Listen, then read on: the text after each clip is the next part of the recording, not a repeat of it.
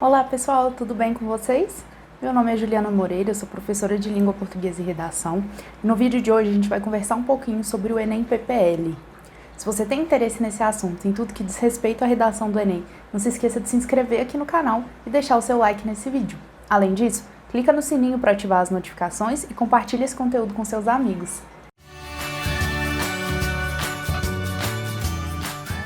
Bom, pessoal, então o tema de hoje é o Enem PPL. O que é isso, né? Para quem está um pouco perdido, João, não sei o que é, qual é a diferença do Enem PPL para o Enem regular? Vamos lá. O Enem PPL é um Enem destinado a pessoas privadas de liberdade. Então é aquele Enem que é feito com uma data posterior à primeira aplicação, que é a aplicação que vocês fazem, né? A aplicação regular, e ele é destinado a essas pessoas que estão em penitenciárias ou em centros de detenção provisória e medidas socioeducativas. Então, as pessoas que se encontram nessa circunstância, elas podem fazer esse Enem.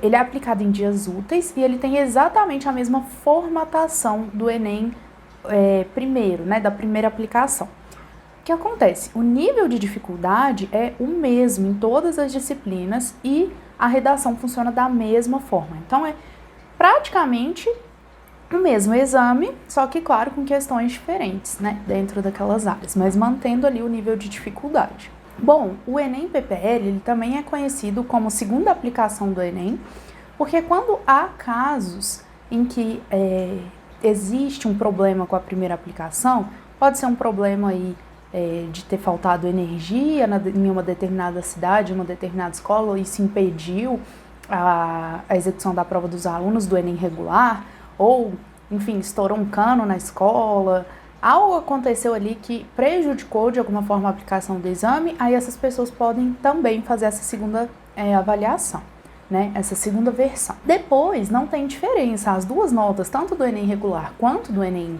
PPL, elas servem para que você dispute uma vaga lá no SISU, ou no ProUni, ou no FIES.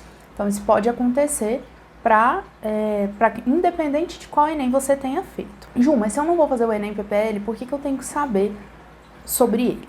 Bom, eu fiz uma enquete lá no meu Instagram perguntando para vocês a respeito de temas de redação. Quem não me segue lá no Instagram ainda, aproveite, esse é o momento, @JulianaMoreira2020. Olha, vocês vivem me perguntando sobre tema. O que você acha que vai cair? O que tem mais chance de cair? E eu sempre digo que não faz sentido esse tipo de estudo, né, ou esse tipo de previsão. Primeiro porque não tem como a gente saber, não é algo que está na nossa alçada, não é algo com o qual a gente deveria se preocupar, e é uma coisa que rouba o nosso tempo que deveria ser destinado ao estudo da estrutura, para que vocês possam escrever sobre qualquer tema, independente da abordagem que o Enem ofereça. Contudo, eu sei, pessoal, que gera uma expectativa sobre esse tema. E muitas pessoas se aproveitam dessa expectativa que vocês têm para dizer que elas viram uma pista no site do INEP, que elas tiveram um sonho com o tema da redação, que elas têm certeza que elas sabem qual vai ser o tema do próximo ano, e isso não tem validade, né? O tema do Enem ele é sigiloso e a gente vai descobrir qual é ele lá na hora da prova. Então, bom, para que a gente não perca esse nosso tempo muito valioso, é importante que a gente conheça a prova do Enem. Quanto mais a gente conhece, mais preparado a gente está. E como o Enem PPL ele tem as mesmas características do Enem regular, estudar por ele é uma ótima alternativa e poucas pessoas conhecem essa prova. Então ela tem lá a mesma carinha do Enem regular, né? Só vai mudar as questões. E aí, alguns temas de redação, muito curioso, inclusive as pessoas aí que dizem, eu tenho certeza que o tema vai ser esse, quando você vai ver qual é o tema que ela está propondo para o ano de 2021, no caso, né, já que a prova vai ser em janeiro, é um tema que já caiu no Enem PPL. Ou seja, ele não vai cair de novo. Ju, você tem certeza que não vai cair de novo?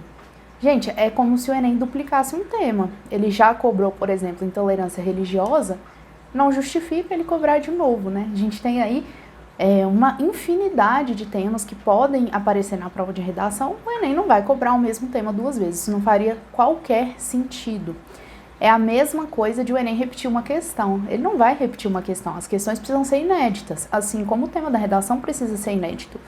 Então, esse desconhecimento a respeito do que já caiu pode até atrapalhar vocês nesse estudo aí, nessa busca que vocês têm por tentar encontrar o que pode aparecer lá na prova de redação.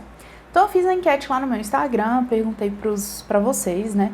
Pessoal, esse tema já caiu? Esse tema já caiu? Esse tema já caiu? A maioria, mais de 80% das respostas marcaram para mim que os temas não caíram, mas eles caíram, e eles foram temas do PPL. Então, cuidado com esse desconhecimento da prova que vai gerando apostas que não vão te levar a lugar algum. Eu trouxe aqui para vocês nesse vídeo os temas do PPL de 2015 a 2019. Então, olha que importante. A gente vai ver aqui como o esquema, a estrutura é exatamente a mesma e quais foram esses temas que caíram e como que o Enem cobrou, tá? Então, veja lá, o tema de 2015, para a gente começar. O histórico desafio de se valorizar o professor. Então, perguntei lá no Instagram, pessoal, desvalorização do professor já caiu no Enem? Não, claro que caiu, tá aqui, prova do Enem de 2015.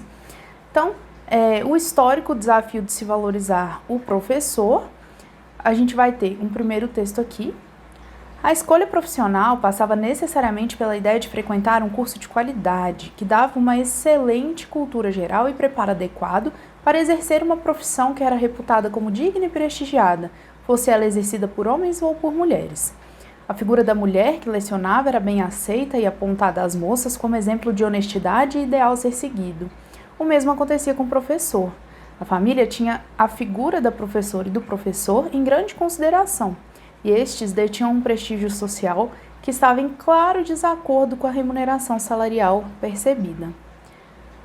Eles desfrutavam um prestígio advindo do saber e não do poder aquisitivo. Então, aqui a desvalorização, nesse caso, financeira do professor. Depois a gente tem um texto 2 aqui, que é uma espécie de um cartaz. Em educação não tem mágica, tem trabalho de professor. Depois a gente vai para esse último textozinho aqui, que o Enem adora essa mistura entre texto verbal e não verbal. A gente tem lá, Feliz Dia dos Professores,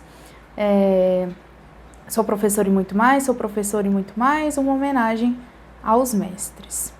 Bom, percebam aqui que os comandos, as instruções, os critérios de nota zero, tudo é exatamente igual ao Enem regular.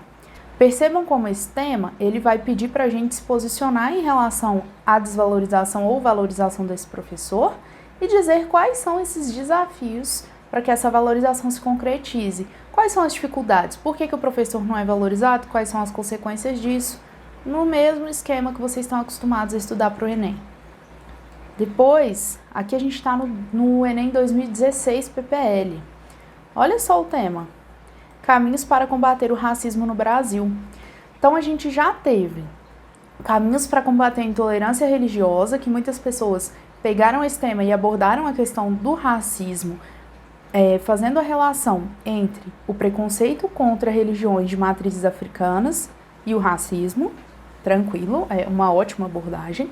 Mas a gente teve o racismo sendo cobrado nessa prova de forma direta. Então, caminhos para combater o racismo no Brasil, sob a mesma construção do caminhos para se combater a intolerância religiosa no Brasil. Então, a ideia é o mesmo. Contudo, um estava te pedindo intolerância religiosa, enquanto esse aqui está te pedindo a respeito do racismo. Percebam aqui nos textos motivadores que a gente tem dois muito importantes. Primeiro, a Lei 7.716, de 89, que define os crimes resultantes de preconceito de raça ou de cor. Então, está lá no artigo 1º, serão punidos, na forma desta lei, os crimes resultantes da discriminação ou do preconceito de raça, cor, etnia, religião ou procedência nacional. Depois aqui o texto 3, racismo ou injúria racial. Racismo é a conduta discriminatória dirigida a determinados grupos e injúria racial é ofender a honra de alguém com utilização de elementos referentes à raça, cor, etnia, religião ou origem. Então, ele explica aí a diferença entre racismo e injúria racial, lembrando que a proposta pede caminhos para se combater o racismo, especificamente. Bom, se a gente vai lá para o tema do Enem 2017, já no PPL, nós teremos consequências da busca por padrões de beleza idealizados. Então, vejam, uma das apostas que eu vi aí na internet, né, do pessoal dizendo, eu tenho certeza que o tema é esse, era exatamente as consequências da busca por um padrão de beleza. Cuidado, né? Esse foi o tema de 2017, ele não vai aparecer em 2020. Então, vamos lá. Aqui o texto vai trabalhar o limite entre a beleza, entre a estética e a saúde. Exatamente para que você possa dizer das consequências dessa busca idealizada, né? A busca por um padrão que não é alcançável. Ele foi feito para que não pudesse ser alcançado. Então, quais são as consequências disso? Vamos lá. A gente tem aqui o texto 2, eu vou sempre preferir ver com vocês esses textos que misturam linguagem verbal e não verbal. Então, Nayana já ouviu que quando a mulher é mais alta que o homem, o casal fica feio. A Nayana e o Beto transbordam felicidade e não entendem como alguém pode achar o amor algo feio. Então, assim, a gente vai desde algo muito elementar, que é a altura de um casal tem que ser o homem mais alto que a mulher, porque isso é estético. Um casal, para que seja estético, os dois precisam ser da mesma cor. Então, eu tenho um casal de pessoas brancas, um casal de pessoas negras. Eu não posso ter uma pessoa de cada cor e de cada etnia. Ou ainda, não é legal quando uma pessoa é obesa e a outra pessoa do casal é magra, não combina, não fica estético. Ou seja, a gente tem essa cobrança de uma idealização, de uma beleza, de uma estética muito, muito forte na nossa sociedade. Não à toa o Enem trouxe isso como tema. Ju, mas ele poderia cobrar algo parecido? Poderia. E aí quando a gente pensa em algo parecido, a gente pode pensar em outra abordagem para esse mesmo tema. Então, os limites entre saúde e estética. Determinar ou tentar estabelecer um limite entre saúde e estética é diferente de me dizer quais são as consequências da busca por uma beleza idealizada. Vocês conseguem perceber? Nesse momento do limite, eu vou trabalhar com as pessoas que fazem dezenas de cirurgias plásticas, com aquelas pessoas que fazem alterações no corpo exclusivamente por estética, se submetendo a um risco muitas vezes enorme para aquela pessoa, das pessoas, né, dos diversos casos que infelizmente acontecem, das pessoas que morrem tentando fazer uma cirurgia estética, né, uma lipoaspiração, um silicone. Hoje, que bom, isso é cada vez menos comum, mas ainda acontece porque são cirurgias e como toda cirurgia, existe o risco. Bom, vamos lá para o Enem 2018 agora. O Enem 2018 cobrou de nós formas de organização da sociedade para o enfrentamento de problemas econômicos no Brasil. Eu vi muitas pessoas dizendo, nossa, Ju, olha, como a gente está passando por um momento de crise financeira, pode ser que o Enem cobre, mas ele já cobrou lá em 2017, é isso? 2018. Então, formas de organização da sociedade para o enfrentamento de problemas econômicos no Brasil. Percebam que no próprio infográfico que o Enem apresenta aqui, no próprio gráfico, aliás, a gente tem a evolução do mercado de trabalho, a gente tem aqui o número de pessoas que trabalham com carteira de trabalho, né, ocupação com carteira de trabalho, aqueles que são autônomos ou que são informais e aqueles ainda que são que trabalham sem esse registro, ou ainda os chamados aqui desocupados, que são as pessoas desempregadas. Então percebam como esse número de desempregados ele tem um salto entre 2012 e 2017, depois esse número vai continuar crescendo, tanto é que esse ano o Brasil bateu um recorde no número de desempregados aqui, com mais de 3 milhões de pessoas. Então pensem, esse tipo de gráfico já caiu na prova de redação do Enem. Então não exatamente a gente vai direcionar nossa energia para esse tipo de assunto. Conseguem perceber? Ju, mas posso ter outras abordagens? Pode. Você pode pensar, por exemplo, nas consequências de uma pandemia para a economia de um país. Isso é possível de ser tema da redação? Ju, você acredita que seja? Não, porque a gente ainda está vendo quais são essas consequências. A gente ainda não lidou com todas elas. A pandemia não acabou, né? Quando vocês forem ali fazer o Enem do ano que vem, vocês vão estar ainda nesse momento de distanciamento social, ter que usar máscara, todos os protocolos, porque a pandemia provavelmente não vai ter acabado, né? Então, há que se pensar em todas essas condições, tá? Bom, depois a gente tem aqui o Enem 2019, E olha qual foi o tema dele: combate ao uso indiscriminado das tecnologias digitais de informação por crianças.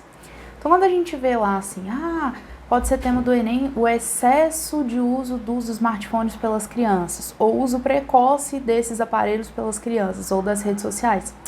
Já foi tema aqui em 2019. Por mais que a roupagem seja outra, né, eu usei outras palavras aqui para dizer o tema, eu tô falando sobre a mesma coisa. A discussão vai ser a mesma, né? Olha esse infográfico aqui que aparece como as crianças se comportam na internet. Então, 47% já tiveram acesso a conteúdo sexual, 82% navegam diariamente pelo celular, 9% já receberam pedidos de parte íntima, então essas crianças estão muito expostas na rede. E como elas se comportam, né? Olha só, 43% das crianças entre 9 e 10 anos têm perfil em alguma rede social e 68% entre 11 e 12 têm também perfil em alguma rede social. Aqui em 2019 a gente ainda não tinha estourado aquela rede de gravação de vídeos curtos, mas a gente vê muitas crianças nessa rede, né? Porque elas gravam vídeos dançando, vídeos mais engraçadinhos, mas e a exposição que essas crianças estão sofrendo nessas redes, né? E as pessoas que abordam essas crianças em função desses vídeos. Então, tudo isso é preciso ser pensado e já foi levado em consideração pelo Enem quando ele traz essa abordagem aqui para 2019. Pessoal, todas essas provas, elas estão disponíveis, não no site do INEP, porque o site do INEP ele tem um problema bem grave, que ele diz que tem um histórico das provas. Quando você vai pesquisar, especialmente pelo Enem PPL, essas provas não estão lá.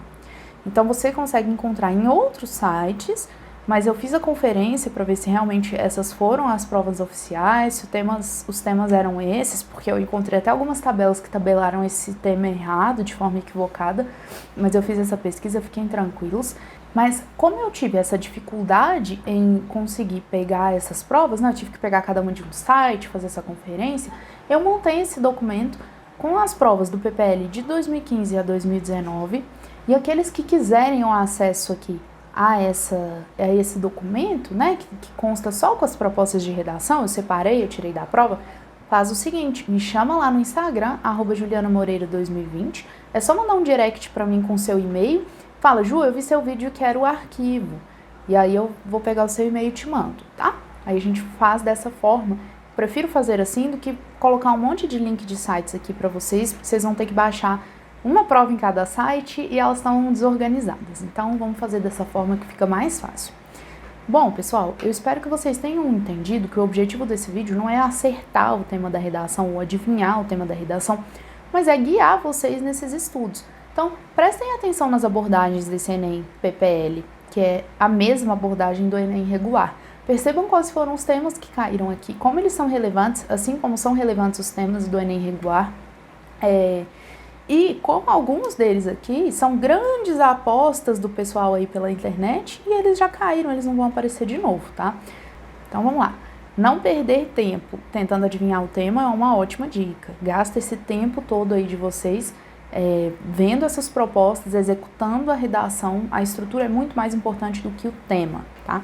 Tem 2 vídeos aqui que eu vou deixar indicados para vocês, vou colocar nos cards aqui também. O primeiro deles é como estudar redação e o segundo deles é como escrever uma redação sem saber nada sobre o tema. Bom, pessoal, então se vocês tiveram alguma dúvida em relação ao que a gente conversou aqui, os temas que já apareceram nesse Enem, como ele funciona, é só deixar um comentário para mim, que eu respondo sempre a vocês. Não se esqueçam de deixar um like aqui nesse vídeo, compartilhar com os amigos e me seguir lá no Instagram, tá bom? Um abraço e até o próximo encontro.